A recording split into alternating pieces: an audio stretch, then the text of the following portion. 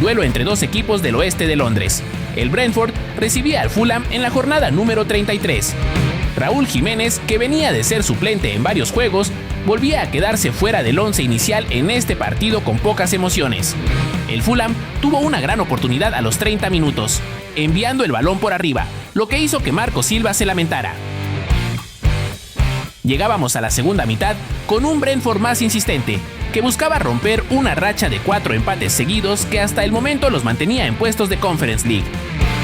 Raúl vio acción hasta el minuto 67, buscando a un delantero que pudiera trabajar con pelotazos y poca tenencia de la pelota, siempre con la intención de descargar a alguno de los elementos que llegaban por fuera. Sin embargo, sus movimientos estaban bien cubiertos por el central en los múltiples intentos en los que el Fulham se proponía a estirar el campo a través de su delantero, y es que cuando se movía el esférico a ras de césped, tampoco generaba buenos resultados. Raúl tenía 50 metros por delante que recorrer y bajando a participar de la circulación, la situación se complicaba con equivocaciones varias por la presión que recibían. Cuando alguien en el medio campo se atrevía a romper las líneas en conducción o en pase, no se entendían.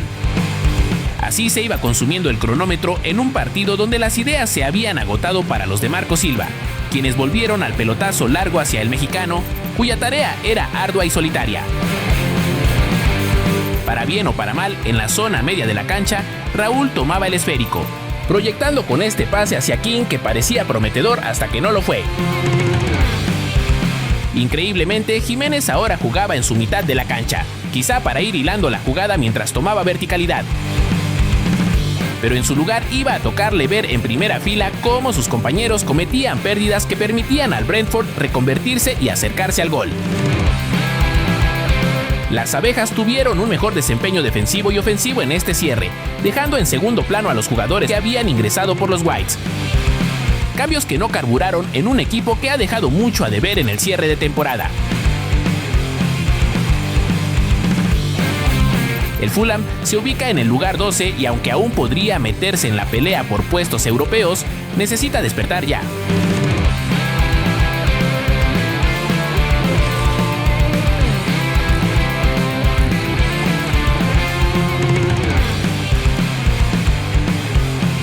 El estadio Gazovic en Oremburgo celebraba la jornada 25 de la Liga Rusa, donde el Orenburg recibía al Lokomotiv. El defensa mexicano César Montes iniciaba como titular como es costumbre. Bajo un día caluroso, la bocha rodaba y daba inicio al encuentro. El partido era lento, pues los equipos tomaban distancia antes de poder realizar el primer zarpazo.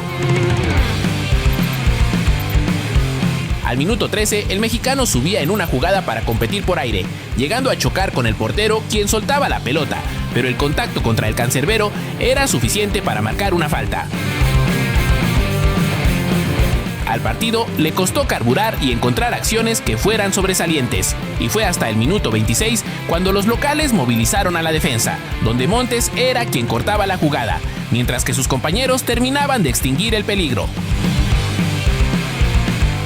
A partir de ese momento, el Orenburg fue ganando mayor presencia y el Lokomotiv tomaba una actitud más pasiva, esperando a los locales en los 3/4 de cancha. Y esto parecía servirle a las locomotoras, pues la defensa era eficiente al momento de cortar jugadas. En ese aspecto, Montes se erigía como un muro infranqueable en el corazón de la saga, anticipándose a cada centro y despejando con autoridad cualquier esférico que osara acercarse a su área. El partido continuaba con este ritmo que beneficiaba al Lokomotiv, al permitirles que se asentaran en la cancha. Sin embargo, al minuto 40, en una pelota aérea que parecía de trámite para Montes, la jugada se tornó violenta cuando Gedeon Gusina le soltó un codazo al mexicano que terminó besando el césped. Pero no hubo nada grave y Montes continuaba sin problema.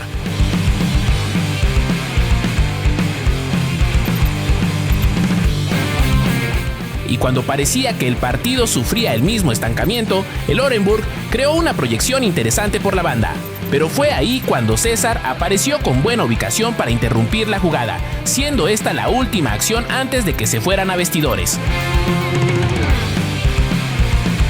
El segundo tiempo iniciaba con una jugada preparada por parte del Lokomotiv, donde Montes se desmarcaba y centraba la bocha de forma peligrosa, pero el esférico terminaba por arriba del marco con el intento de Dmitry Vorobyev.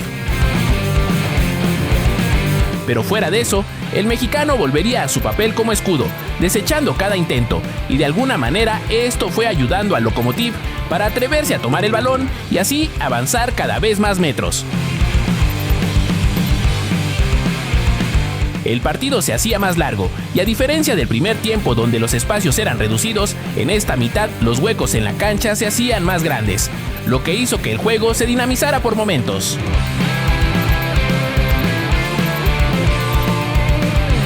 Al minuto 62, Montes lograba quitarle la redonda a una proyección peligrosa del Orenburg, aunque la jugada contenía cierta polémica, ya que se pedía una falta, pero la repetición no mostraba ninguna acción indebida, pues el mexicano había metido el pie de forma limpia y tocando el balón. Una vez que el árbitro continuaba con el encuentro, el Lokomotiv propuso jugar al frente, y justamente fue en esta fase del partido que, en una buena triangulación del equipo de Moscú, Alexei Batrakov apareció para poner el punto final a la jugada, consumando su gol.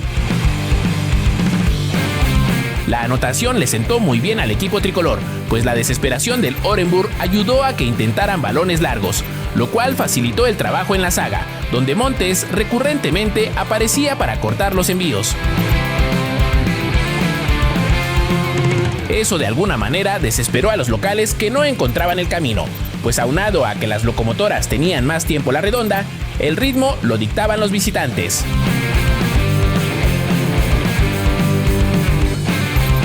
Al minuto 89, el mexicano subía para ganar de nuevo por aire, pero esta vez su centro no encontraba algún compañero y todo terminaba en las manos del arquero, quien tendría un roce con el mexicano y hasta lo empujaba. En los últimos minutos, el cuadro de Moscú solo sellaba el trámite manteniéndose sólido en la defensiva, hasta que el árbitro hacía sonar su silbato. De esta forma, el Lokomotiv se queda en el tercer lugar y aprovecha que tanto el Krasnodar como el Zenit solo sumaron un punto esta jornada, para acercarse en la tabla con 48 puntos que lo mantienen en esa posición.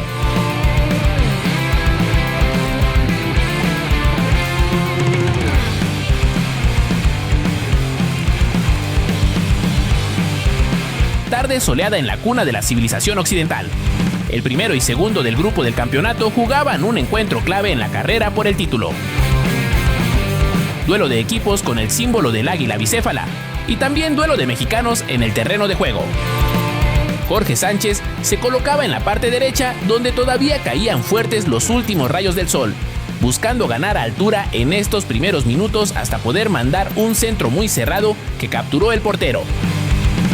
La intensidad era palpable entre los dos equipos, pero la realidad es que el PAOK la pasaba mal cuando el ligero mediocampo del AEK se ponía a combinar. De hecho, Sánchez terminaba amonestado al cortar un avance con urgencia y de inmediato regresaba a su carril para enfrentarse con Cini, quien le ganaba en velocidad. Jorge cortaba por fuera cuando se adelantaba el balón, pero le dejaba la posibilidad a su paisano. Era temprano en el juego, pero era notorio que el PAOK no tenía capacidad asociativa, recayendo en demasía en un juego directo con proyecciones muy osadas que terminaban en nada. Este era el estilo que hemos estado viendo del equipo de Salónica, una propuesta muy diferente al juego de tenencia de balón que desarrollaban sus rivales, pues iban al grano. El problema era que, al no contar con la calidad suficiente en los pies para sortear la presión de los atenienses, sus posesiones terminaban viéndose pesadas, predecibles y con muy poca movilidad, incapaces de encontrar apoyos limpios entre líneas, por lo que el equipo acababa apoyándose mucho más en la fisicalidad que en una circulación realmente clara. Cini volvía a recibir el esférico por la banda, pero Jorge se paraba bien atrás, dejándolo sin opciones.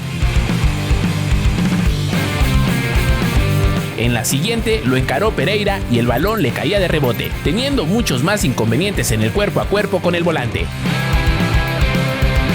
El plan del PAOK era ensuciar el partido con envíos largos y duelos constantes, buscando que el encuentro se rompiera y se jugara más en la fricción que en el control.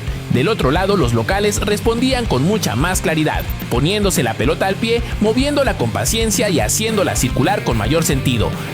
Jorge vivía al límite con la amarilla al acecho, consciente de que cualquier acción en falso podía comprometer su permanencia en el campo. mientras su equipo seguía atrapado en un ritmo caótico e intenso que no le rendía frutos, apenas logrando mantener el balón unos segundos antes de entregárselo de nuevo a un rival mucho más solvente y confiable cuando tenía la posesión. Cada jugada se volvía un desafío de paciencia, en un juego donde el control y la claridad eran privilegios escasos, y la tensión se palpaba en cada pase, cada duelo aéreo y cada balón dividido. Parecía evidente que la AEK estaba diseñando su juego para presionar la banda donde se encontraba Jorge, y dado que el mexicano le regalaba toda la amplitud a Pereira, desde ahí salía el servicio que se convirtió en el primer tanto del local. La primera mitad se iba cerrando con sensaciones claramente favorables para el AEK, que había logrado imponer el ritmo del partido y llevarlo al terreno que más le convenía. El conjunto ateniense era el que encontraba mejores conexiones, el que movía la pelota con más sentido y el que obligaba al PAOK a vivir incómodo, siempre corriendo detrás de la jugada o resolviendo desde la fricción. Incluso llegó a marcar un segundo gol que parecía reflejar con justicia ese dominio, pero el tanto terminaba anulado por un empujón claro. Y mientras Jorge salía de cambio para eliminar el riesgo de quedarse con 10, del otro lado Pineda viviría otro contexto. El juego era rápido desde el inicio y así lo mostraba el AEK desplegándose en una de sus primeras jugadas, donde Orbelín aparecía desde atrás y cayéndose, sacaba el disparo que iba directo al arquero. Así sería la primera amenaza del mexicano en el arco contrario, que por poco mojaba a los minutos de empezar el encuentro.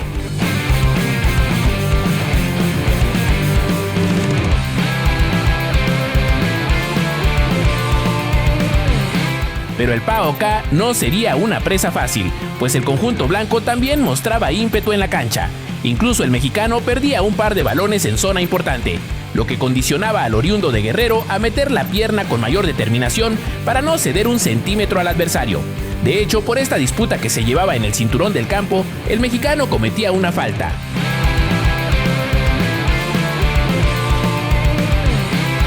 Aunque no pasaría mucho tiempo para que le devolvieran la dosis a Pineda, lo cual mostraba la intensidad con la que se vivía el encuentro. Con el pasar de los minutos, el AEK fue teniendo mayor presencia en el campo rival, generando más ocasiones de peligro en la portería de Antonis Tsipsis. El conjunto amarillo se acercaba cada vez más utilizando las dos bandas, pero al llegar al área les faltaba el último toque que les permitiera concluir las jugadas, puesto que la saga siempre lograba suprimir los intentos en última instancia. Pero la virtud del equipo local es que no soltaba el dedo del renglón, siendo insistente por los costados para poder abrir algún hueco, por más pequeño que fuera, para que pudieran aprovechar. Sería hasta el minuto 35 que de la forma menos ortodoxa, los atenienses conseguirían batir al portero, pues gracias a un desvío de su propio defensor, la bola terminaba dentro de la jaula.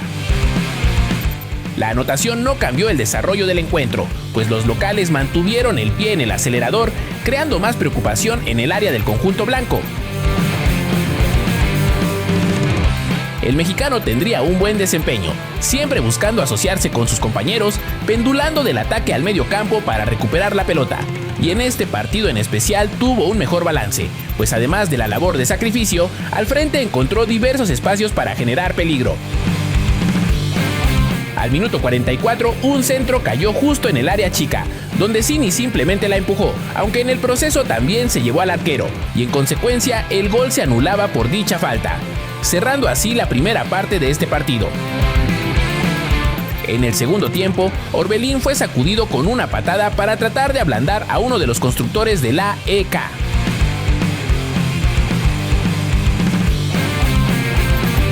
El medio tiempo parecía no enfriar a los locales, pues mantuvieron la iniciativa, al menos así fueron los primeros 5 minutos, amenazando la portería del cancerbero del PAOK.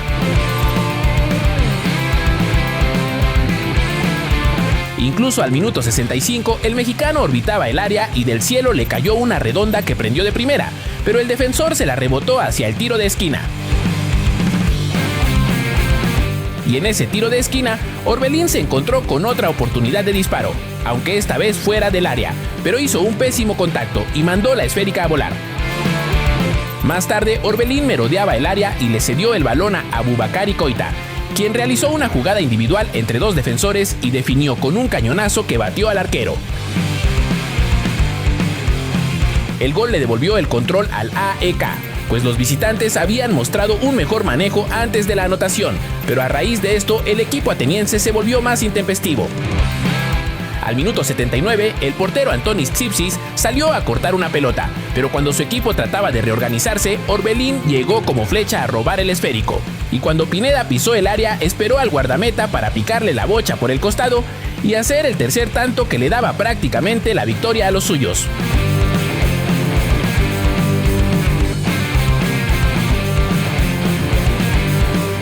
Todos festejaron junto al mexicano en una muestra de unión del equipo. En una de las últimas jugadas del partido, Orbelín intentaba estorbar un remate que hacían prácticamente frente al arquero, y que para fortuna del AEK solo reventó el travesaño. El PAOK logró poner en alerta la portería local durante los minutos finales, pero la reacción ya era muy tarde para los visitantes. De esta forma, el conjunto ateniense se queda en la cima, venciendo a uno de sus rivales directos de la liga, dejando al PAOK hasta el tercer lugar, pues el Olympiacos se quedó en segundo al empatar su partido. Así, Orbelín y compañía tienen todo en sus manos para el campeonato.